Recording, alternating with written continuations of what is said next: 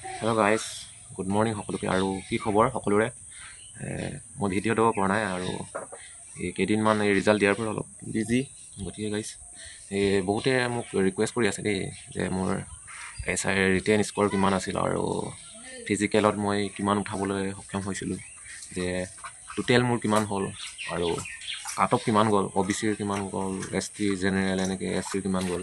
আৰু ছোৱালীখিনিও সুধি আছে যে ছোৱালীৰ আমাৰ ফাইনেল চিলেকশ্যন কাট অফ কিমান গ'ল, তেনেধৰণৰ কুৱেশ্যনবোৰ কৰি আছে। গতিকে গাইজ আজি মোৰ স্ক'ৰখিনি আৰু মই ফিজিকেলত কিমান পাইছিলোঁ গোটেই কথাখিনি মই ৰিভিল কৰি আছোঁ। মোৰ ৰিটেনৰ স্ক'ৰ আছিল 63.50 আউট অফ 100। আউট অফ 100ৰ ভিতৰত মই 63.50 স্ক'ৰ কৰিবলৈ সক্ষম হৈছিলোঁ। আৰু PST টেষ্ট, যিটো ফিজিকেল ষ্টেণ্ডাৰ্ড টেষ্ট বুলি কয়, ৰানিং আৰু জাম্প, তাতে মই 33.36 মই পাবলৈ সক্ষম হৈছিলোঁ। গাইজ এই কথাটো ক'বলৈ গ'লে, মই PST স্ক'ৰৰ কথাটো ক'বলৈ গ'লে, মোৰ লং জাম্প মোৰ মানে 20ৰ ভিতৰত 20 মই পাবলৈ সক্ষম হৈছিলোঁ, মানে এক্সেলেণ্ট। যোনে 16.5 মাৰিব পাৰে সি এক্সেলেণ্ট, মানে 20 পায়। মই অলমষ্ট 17 মান মাৰিছিলোঁ, 17 মান মই মাৰিবলৈ সক্ষম হৈছিলোঁ। 17.3 মানে মাৰি দিছিলোঁ প্ৰথম জাম্পটো।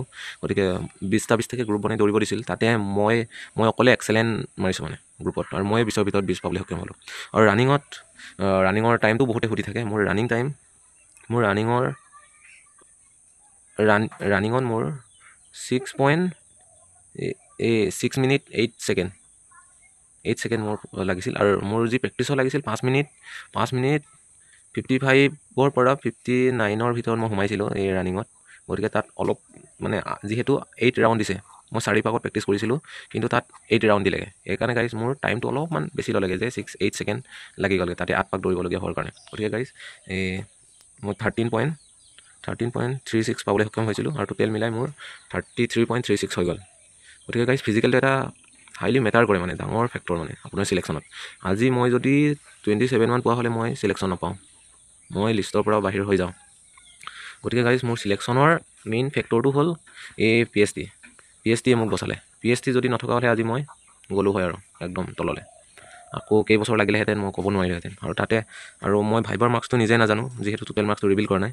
ভাইবাত 5 মাৰ্কছৰ কাৰণে হয়। এই 5 মাৰ্কছৰ পৰা মোক কিমান দিছে নাজানো, কিন্তু মোৰ ভাইবা মই ক'ব পাৰোঁ যে মই কনফিডেণ্ট আছিলোঁ, মোৰ ভাল হৈছিল। মানে অলমষ্ট মানে মই নিজে ক'ব পাৰোঁ যে একদম ভাল হৈছিল। আৰু মই যোনখিনি পাৰিছিলোঁ একদম কনফিডেণ্টলি ক'বলৈ চেষ্টা কৰিছিলোঁ, আৰু কনফিডেণ্ট এটা লৈ সোমাই গৈছিলোঁ যে ইমানখিনি কষ্ট কৰিলোঁ। ইমানখিনি কষ্ট কৰাৰ পিছত আৰু মই ইমান আৰু ভয় কিবাকিবি দেখুৱাব নাই, আৰু মৰিলেও মৰিম, কিবাকিবি একদম যি আছে কনফিডেণ্টলি ক'ম, তেনেকৈ কৈছিলোঁ গাইজ। সেইকাৰণে ভাইবাত মই কনফিডেণ্ট আছিল যে এটা ভাল হৈছে আৰু মানে তেনেকুৱা। গাইজ কিছুমানে ৰিটেনৰ কাট অফ কিমান গ'ল বুলি মানে একেটা কথাকে সুধি থাকে, এই ৰিটেনৰ কাট অফ কিমান গ'ল, মানে তেনেকুৱা কথাবোৰ। এই ৰিটেনৰ কাট অফ মানে মই শ্বৰ্ট এটা মোৰ এই ইউটিউব চেনেলতে আগতে মানে যেতিয়া ৰিজাল্ট দিছিল, মোৰ তেতিয়া আপলোড কৰা আছে গাইজ।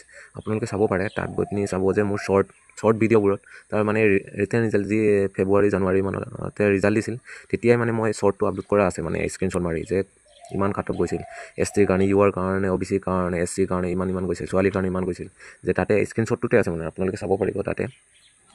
গতিকে গাইজ এইটোৱে আৰু, যে অকল ৰিটেন কাট অফ কোৱালিফাই কৰিলেই নহ'ব, PSTটো মানে একদম মানে চিলেকশ্যনত আপোনাক বহুত সহায় কৰিব পাৰে মানে।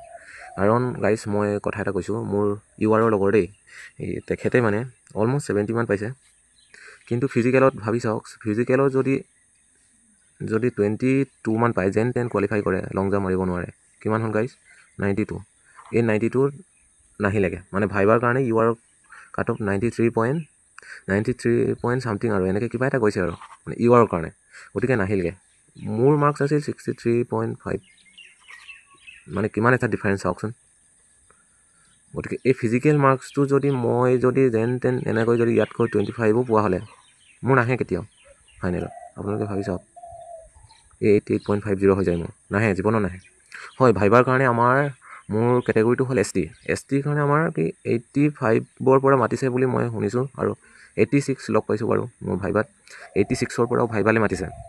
মোৰ বাৰু ভাইবাত মোৰ UR কেটেগৰীত আহিছে বাৰু, মোৰ UR যিহেতু 93 পইণ্ট চামথিং গৈছে, গতিকে ফাইনেল চিলেকশ্যনতো মোৰ চাগে URত আহিছে সন্দেহ, কাৰণ মোৰ 96 প্লাছ আছিল মোৰ স্ক'ৰ। মোৰ মানে হাইলি মানে TSTৰ কথাটো পূৰা ইম্পৰ্টেণ্টলি কৈ আছোঁ মানে আপোনালোকে যাতে প্ৰিপেৰেশ্যন কৰি থাকোঁতে বৰ্তমান যি কৰি আছে আপোনালোকে যোনে SI দিম বুলি ভাবিছে যাতে এই ফিজিকেলটো মেইনটেইন কৰে যে ইমান টাফ এটা প্ৰেক্টিছ কৰি নাথাকিলেও যাতে ৰেগুলাৰ আপোনালোকে ফিল্ডত গৈ প্ৰেক্টিছ কৰি থাকে লং জাম্পটো যাতে ফাউল নকৰে এনেকুৱা কেণ্ডিডেট এটা লগ পালোঁ ভাল জাম্প মাৰে কিন্তু এই ফাউলৰ আজডালে এনেকুৱা তাত মানে ভৰি দিছে 3বাৰ ভৰি দিয়াৰ লগে লগে আপোনাৰ জীৱনে বৰবাদ মানে কি বৰবাদ নহয় গ'ল ইমানখিনি কষ্ট পানীত যোৱা নিচিনা হ'ল গতিকে ইয়াৰ পৰা দৌৰি আহি এই জাম্পটো কেনেকৈ কি কৰিব লাগে যে এই আজডালৰ আগৰ পৰা দৌৰিব লাগে এইখিনি যাতে প্ৰেক্টিছ কৰে এটা আৰু এইখিনি মোৰ ক্ষেত্ৰত ক'বলৈ গ'লে মই 1.5 বছৰ লাগি গ'ল মানে এই আজডাল ক্লিয়াৰ কৰিবলৈ মই অৰ্থাৎ এনেকুৱা 1 ফুট 2 ফুট আগৰ পৰা মানে কনফিডেণ্ট আছিল মানে ভয় এটা আছিল যে সদায় এই আজডাল ক্ৰছ কৰিয়ে মই জাম্প মাৰোঁ মানে জাম্প মাৰি থাকোঁতে মই সদায় ক্ৰছ কৰোঁৱেই কেতিয়াও মই ভাল জাম্প এটা মাৰিব পৰা নাছিলোঁ লাহে লাহে মই কনষ্টেবলৰ কাৰণে দৌৰি আছিলোঁ SSC GDৰ কাৰণে দৌৰি আছিলোঁ জাম্প মাৰোঁ মিলি গৈছিলে আৰু যে আজডাল ইমান মানৰ পৰা মাৰিব পাৰোঁ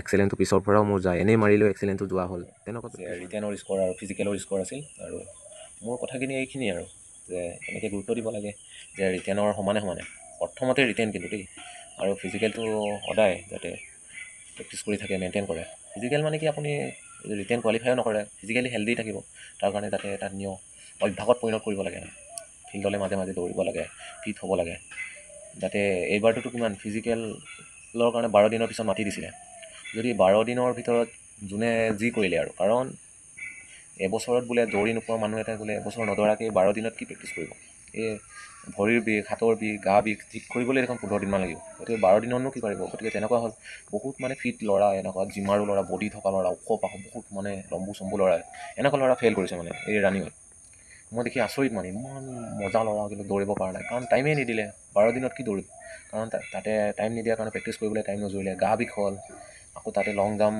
মাৰি ভৰি বিষ আমুক তামুক মাৰি থকাখিনিৰ কাৰণে একো নহ'ল মোৰ কাৰণে এবছৰ 3 বছৰৰ পৰা মই দৌৰি আছোঁ কষ্ট কৰি আছোঁ মোৰ কাৰণে একো হোৱা নাই আৰু কষ্ট মোৰ আৰু ভালেই লাগিছে মানে ইমানখিনি কম সময়ৰ ভিতৰত মই আৰু হাই মাৰ্কছ স্ক'ৰ কৰিব পাৰিলোঁ ধন্যবাদ